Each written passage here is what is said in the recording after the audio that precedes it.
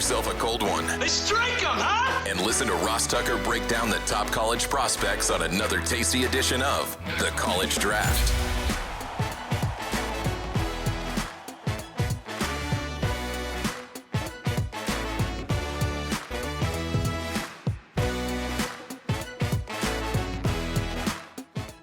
Yeah, it's Daddy Soda time here on the College Draft Podcast, presented as always by DraftKings. I'm Ross Tucker, former NFL offensive lineman, and you know this man, 5 teams, 7 years, Washington, Dallas, Buffalo, New England, Cleveland.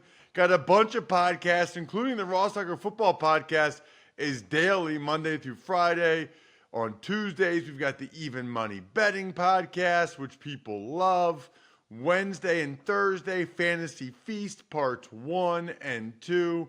Mondays, of course, my time to do some of our takeaways from college football, and then look at some of the best prospects in the biggest games and make our picks against the spread heading into the college weekend here on the College Draft Podcast. Nobody, and I mean nobody, had a better weekend than Emory Hunt.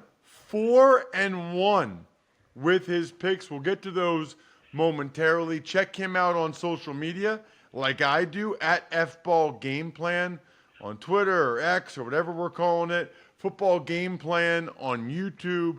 He's got the draft guide, which is incredible. footballgameplan.com/2024 draft guide. I'm at Ross Tucker NFL. We're at Ross Tucker Pod.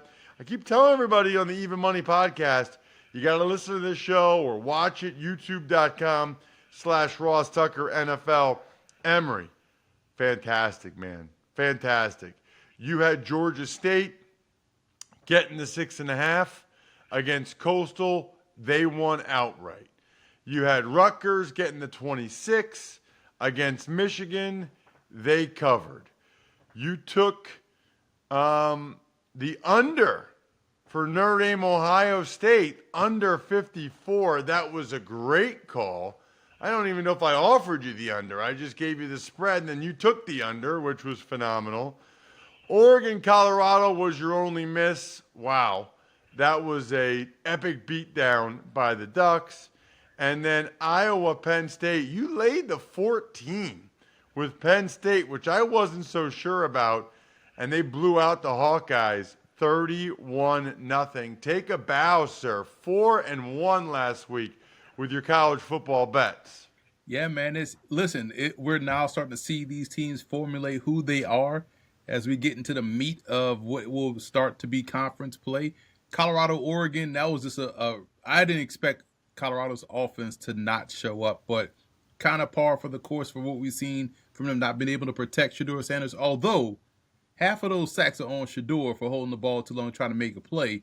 I just hate that, and I tweeted this out about a couple of weeks ago, the greatest scapegoat in America right now is blame the offensive line. Every NFL team that loses their go-to, if the offensive line just don't, listen, man, it's hard to have 5 guys be terrible. Like, some of that blame is on the running back, the quarterback, receivers not getting open. We just can't just assume that 5 guys up front all stink for any team that loses. So stop blaming the offensive line. You are preaching to the choir on that one. I'll say this. I do think pressures a lot of times are, really on the offensive line for the most part. Hurries. But I see some of these sacks that some of these quarterbacks take. And you ever notice, how Peyton Manning, never got sacked or hardly ever? Or Breeze or Brady, and how rarely some of these guys get sacked because they get rid of the ball so quickly.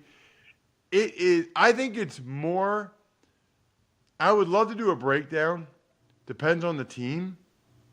Off the top of my head, I would say sacks are 40% O-line, 40% quarterback, 10% running back, 10% wide receiver. The actual sack, okay?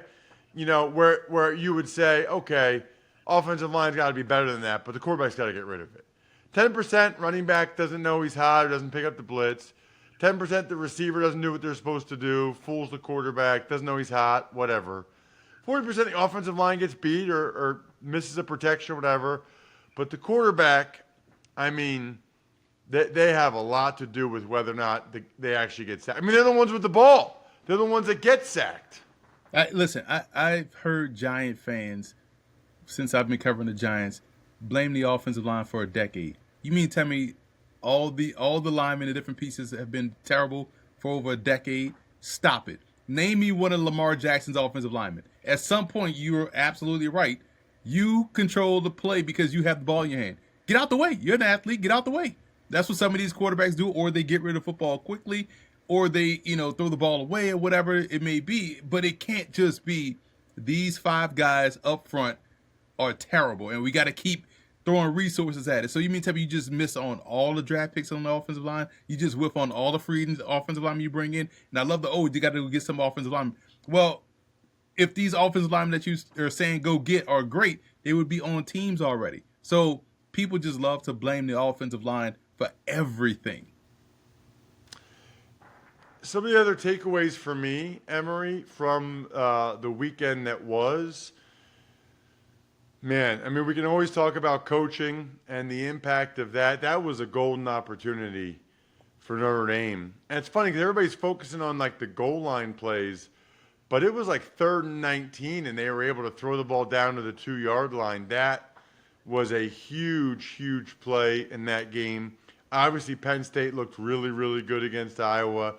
Some of the other things, I mean, we talk about the transfer portal. Keon Coleman for Florida State is just outrageous. That was a gigantic win for the Seminoles on the road, trailing Clemson. And then my game, Ole Miss Bama, just so cool, man. I've never been in Tuscaloosa. I've seen it so many times over the years on TV. And then it feels like I've seen like Vern Lundquist and Gary Danielson do those games in that booth. So to be sitting up there, it was really, really cool. Great atmosphere.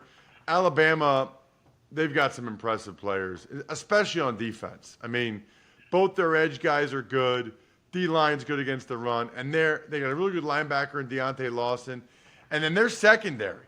I mean, Alabama, I can't remember the last time they didn't have a couple guys in the secondary who were just so. I mean, Malachi Moore, their star. We know about Kool-Aid McKinstry. I think the other corner, Terrion Arnold, is a really good player as well. That was a high-powered Ole Miss offense that Alabama held to 10 points. And I did say it, I can't remember when, Emory, but I did say at some point, talking about Bama's offensive line playing better in the second half, I said, heck, there are some years I would joke around with my buddies that Bama's offensive line should win the Heisman.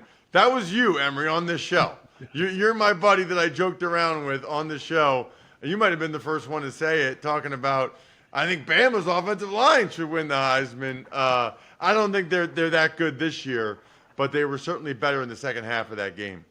Yeah, it's fascinating to watch some of these games this weekend. Like, Ole Miss had probably the best opportunity to pull off the upset, but once again, some guys are just beat by, getting out the tunnel and seeing that Bama helmet and just automatically lose. The Mike Tyson effect, you see it often with teams, and you see it at the FCS level with North Dakota State. You're seeing it at the Division II level with Ferris State. You see it all the time.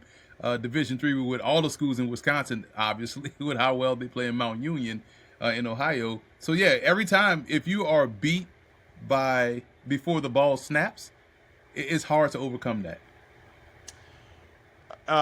It's never hard to overcome knowing what to eat, because just like the clock will stop on this podcast, whenever the game clock stops, that's time to order in with DoorDash. Pizza cravings hit at halftime, that's ordering time. Dreaming about tacos during a timeout, boom, they're on your doorstep. Wait, you want burgers, chips, dips, drinks, and wings instead? Even better, order on DoorDash and get everything you want delivered without missing a minute of the game. All right, Emory, let's take a look. Anything else, by the way, jump out at you from the action this past weekend? Any players, any positions, anything else we need to hone in on before we look ahead?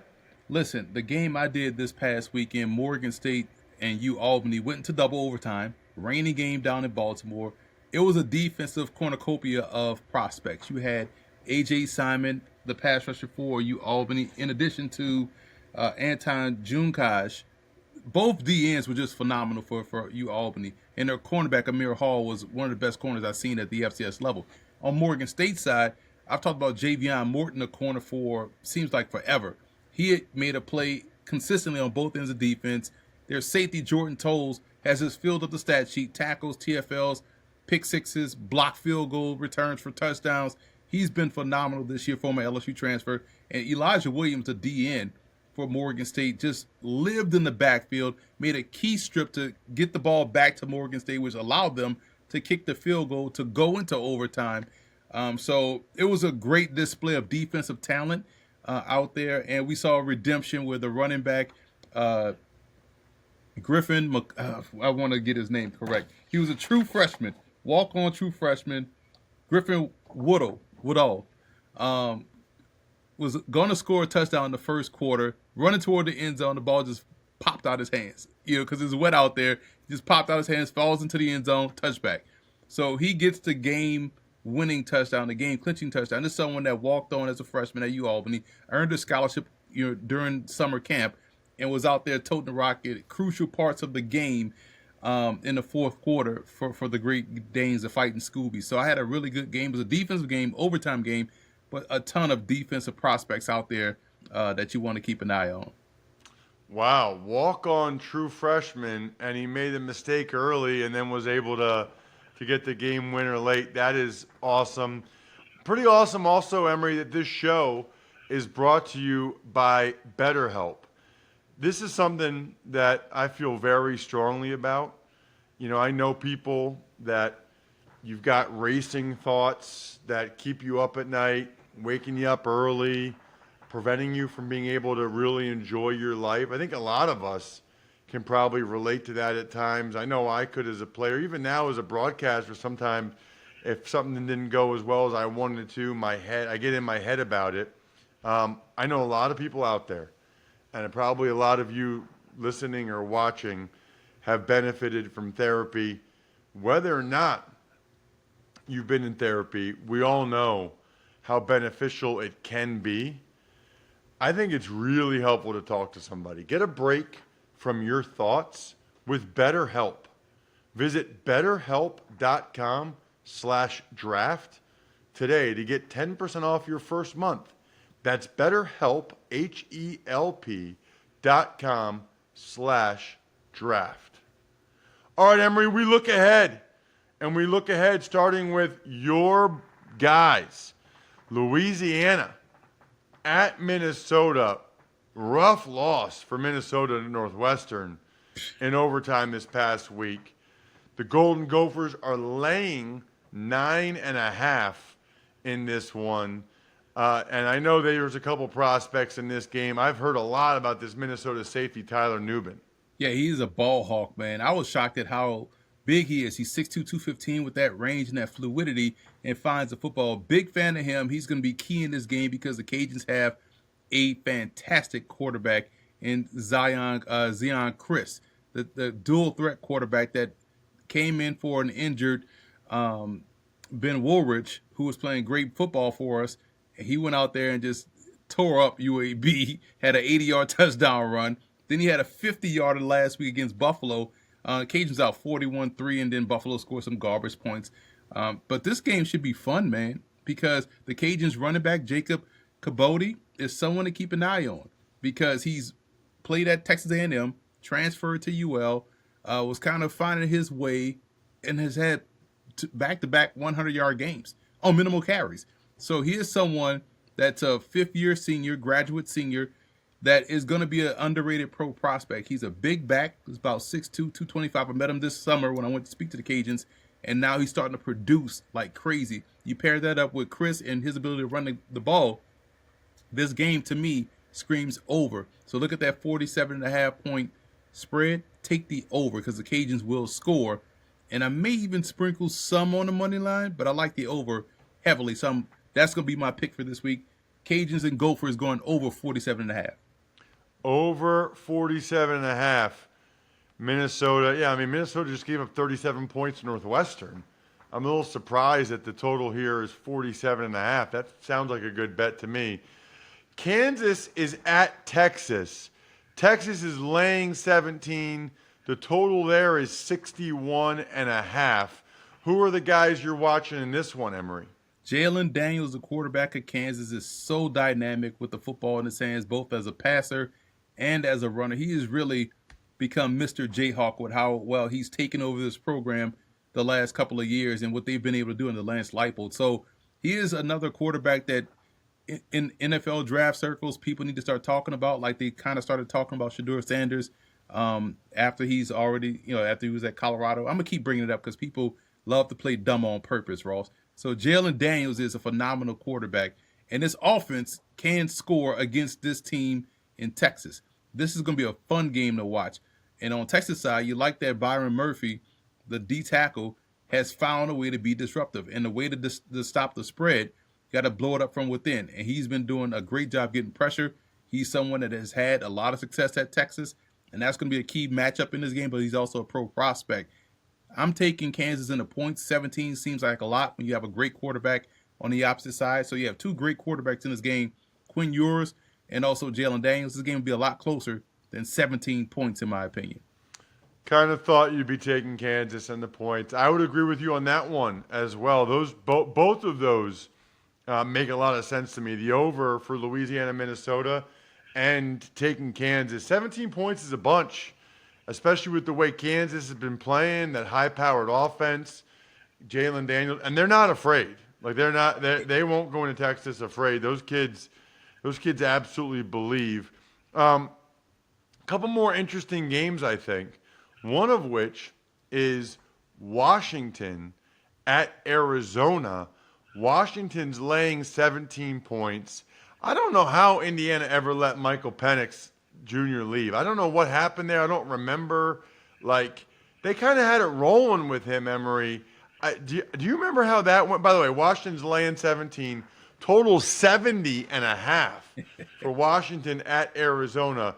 But do you remember, like, what the impetus was for him to leave? He just wanted a fresh start because, again, he had suffered 2 knee injuries in 2 years. So he missed a lot of games and missed a couple of seasons at Indiana. So it's kind of like, this maybe some bad juju here with the injury. So he wants to go and prove himself elsewhere and just get away from Indiana, where he played well, had those guys rolling.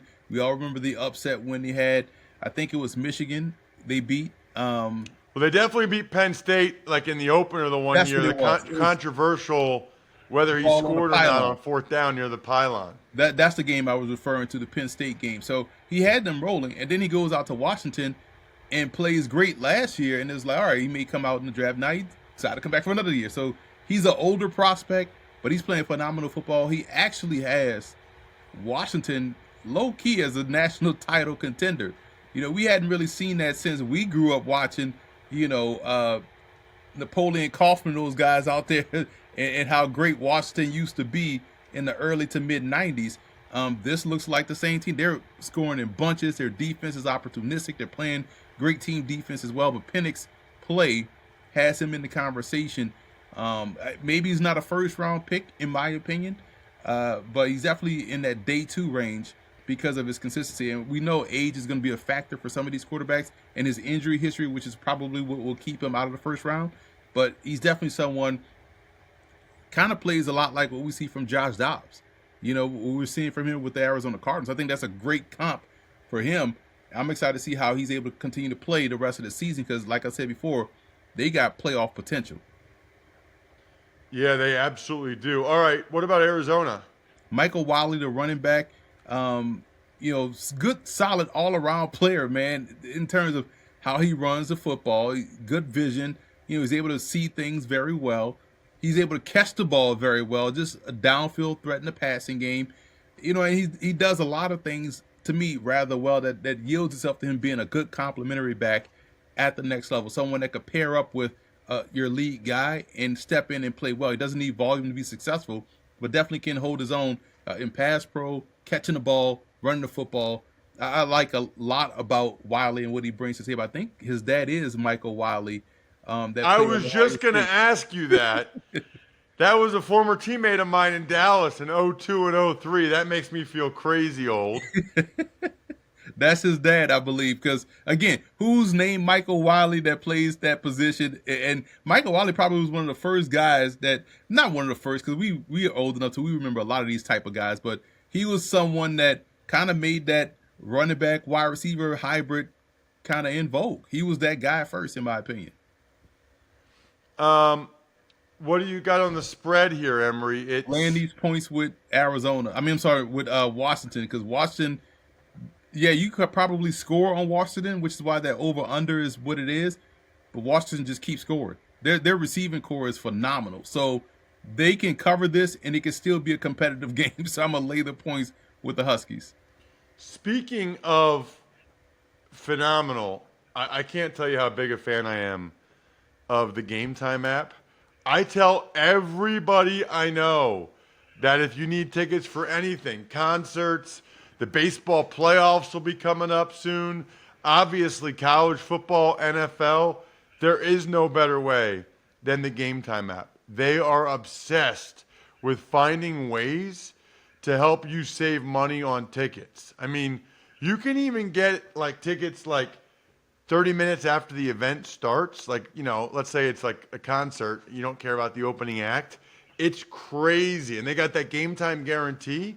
Means you'll always get the best price. If you find tickets in the same section and row for less, Game Time will credit you 110% of the difference. Take the guesswork out of buying tickets with Game Time. Download the Game Time app, create an account, and use code DRAFT for $20 off your first purchase. Terms apply. So again, create an account and redeem code DRAFT, D-R-A-F-T, for $20 off. Download Game Time today. Last minute tickets, lowest price, guaranteed. Last but not least, Emory, we've got Notre Dame at Duke. Notre Dame coming off a tough loss to the Buckeyes. They're laying 4.5, and the total is 52.5. Who are you looking at in this one?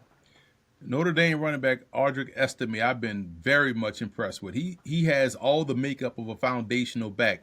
Good size, good power, good balance, good pad level, good speed. We saw the speed numerous times this year, him breaking away for long runs, can catch the ball in the backfield, solid in pass pro. Everything that you want as a tailback at the pro level. He checks those boxes tremendously. And on the other side, Duke's Miles Jones, the corner, 6'4", corner that has ball skills. Sign me up. You know, someone that can play that boundary side and kind of shrink passing windows with that length and athleticism. It's going to be a good matchup here with Duke and Notre Dame. Remember, Duke has already beaten Clemson, and I think Duke has only allowed one team to score in the double digits. So this defense, granted, yes, some of the opponents, obviously there's, Lafayette in there somewhere, but Duke has played exceptional defense. And when you look at Notre Dame and what they've done, yeah, this could be a situation where one loss becomes two because of how they lost Ohio State. They could come out flat against Duke. College game day is going to be down in Durham. But I'm going to attack the total. 52.5 with these two very good defenses. No. Take the under. It will be under 52.5 on that total, man. Duke will play ball control. We used to call this buck ball when I was in college because the Bucks used to do that with Allstott and that great defense. Just kind of like bleed the clock. I feel like this game will look a lot like Notre Dame and Ohio State in terms of the total. So I'm taking the under with Duke, Riley Leonard, that defense. Elko, the coach over there, done a great job. And what Notre Dame has done this season, this screams under. Even with Sam Hartman and Riley Leonard, two really good quarterbacks, you're still going under. Both defenses are excellent. And with all that firepower and same quarterback and they had it Ohio State. Ohio State and Notre Dame still couldn't put the ball in the paint a lot. And I feel like pound for pound, Duke's defense is better than Ohio State. So which one of those guys is a better pro prospect, by the way, Hartman or Leonard? Hartman. Hartman plays an efficient pro game. He's more of the vertical passer, where Leonard kind of reminds me of Dustin Crum that plays for the Ottawa Red Blacks. He's kind of more of the runner than the passer, more of a thrower than a passer, but a good leader and keeps your offense on pace. He won't put the ball in harm's way. He'll protect the football, but passing wise, he probably still needs to showcase more so, in my opinion.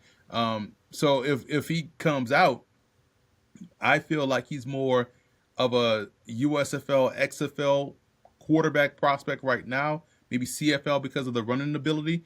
But as far as the NFL is concerned, I like Sam Hartman a little bit more. Interesting. Looking forward to watching those guys play on Saturday. Other than that, the keg is kicked. We are all tapped out. Thanks for tuning in to College Draft. Make sure to also check out the Ross Tucker Football Podcast, Even Money, and Fantasy Feast, all on the DraftKings Network on Samsung TV Plus, YouTube, or subscribe to the podcast on your favorite platform.